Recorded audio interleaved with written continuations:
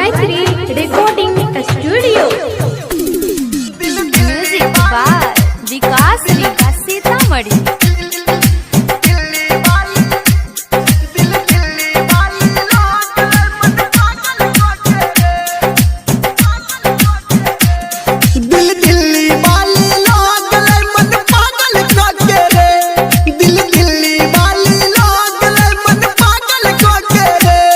दिल को के दीवाना हो,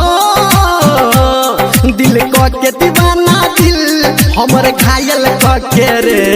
दिल दिल्ली वाली लोग मन पागल को के रे।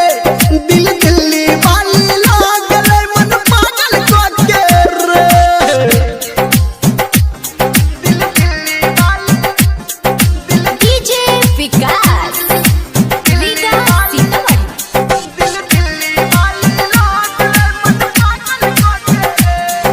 नैन से नैन लड़ेलक, नींद आँख से हमर उड़ेलक।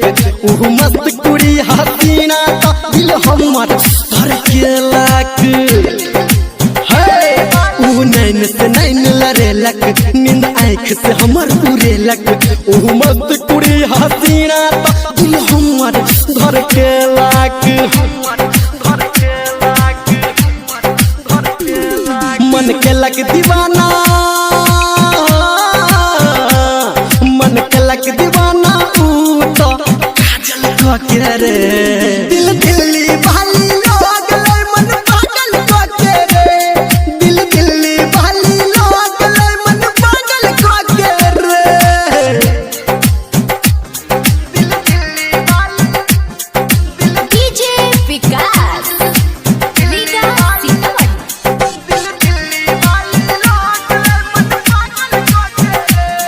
अब जानू हमर ऊ भेले, मन ओकरे पड़ गेले। छह बात सही धर्मेंद्र के मन हमर पगलेल। अब जान हमर ऊ भेले, मन ओकरे पड़ गेले। छह बात सही निर्मलिया के मन हमर पगलेल।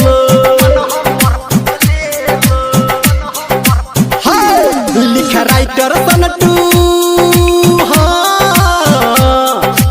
संजय गौतम मन के हमरा घायल को के रे। दिल दिल्ली वाली लोग मन पागल को के रे। दिल दिल्ली वाली लोग मन पागल को के रे। दिल दिल्ली वाली लोग मन पागल को के रे।